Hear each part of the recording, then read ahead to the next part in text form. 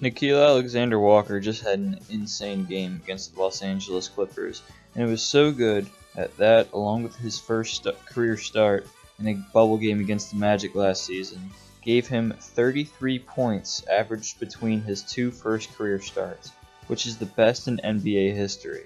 Compare that to his average points per game off the bench of only 5.5, and this is some seriously weird stuff that Nickeil Alexander-Walker is doing. But quickly, who is Nickeil Alexander-Walker? Well, he's the cousin of Shai Gilgeous-Alexander of the Oklahoma City Thunder. He was born in Toronto. He's 22 years old. He's 6'6", 205 pounds, and he was the 17th pick in the 2019 NBA draft, which is the same draft that the Pelicans selected Zion Williamson and Jackson Hazen. Alexander-Walker went to Virginia Tech, where he played in 2 seasons for the Hokies men's basketball team. In those 2 seasons, he averaged 16.2 points a game, and he shot 37.4% from 3.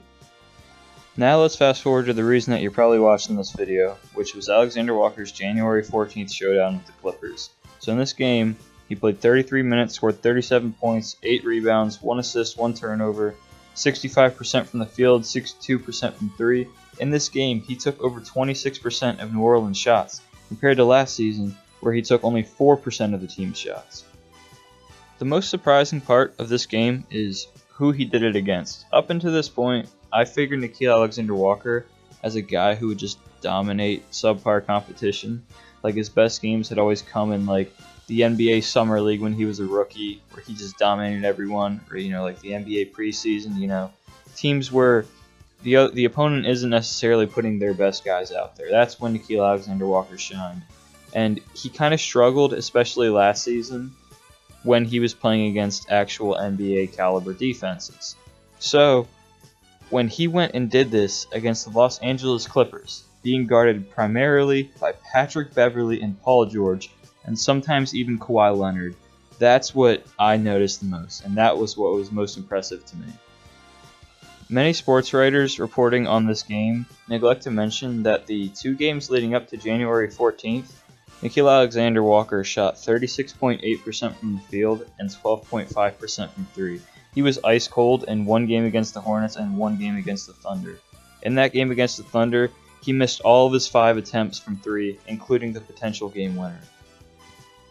But outside of those 2 games, he's been really solid on the season, especially when you consider his rookie year. So, for example, his points per game has more than doubled since his rookie year.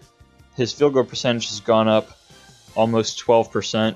His 3-point percentage has gone up over 4%, and he hasn't missed a free throw so far this season, compared to 67.6% last year. Since that Clippers game, he did start against the Lakers on the 16th. He played 20 minutes, had 12 points, 5 for 8 from the field, and 2 for 3 from 3. So, in this game, I like that efficiency a lot, especially because he was being guarded by Dennis Schroeder, who's one of the most intense defenders in the league. So to see him continue to put up really efficient numbers like that was really impressive. The only caveat is that he picked up 5 fouls really quickly, and he really limited his playing time because of it. He can't foul that much, and he has a long way to go on the defensive end. But that efficiency is still really nice to see against one of the better defenders in our league.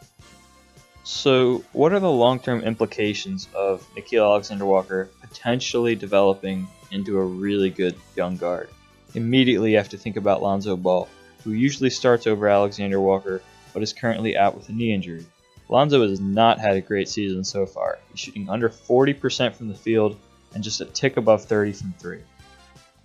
I don't want to spend too much time on Ball because this is a video about Nickeil, but Lonzo is going to be a restricted free agent at the end of the season, and if Nickeil takes a big leap and Ball doesn't, there could be some really big questions in the Pelicans organization about who's going to be your guard moving forward, Nickeil or Lonzo. If nothing else, Nickeil has definitely earned himself more minutes in the Pelicans rotation, even after Ball comes back. And that just means we're going to get a bigger sample size, so we're going to get to see if his efficiency can really carry over, and if he can continue what seems to be a breakout season for him.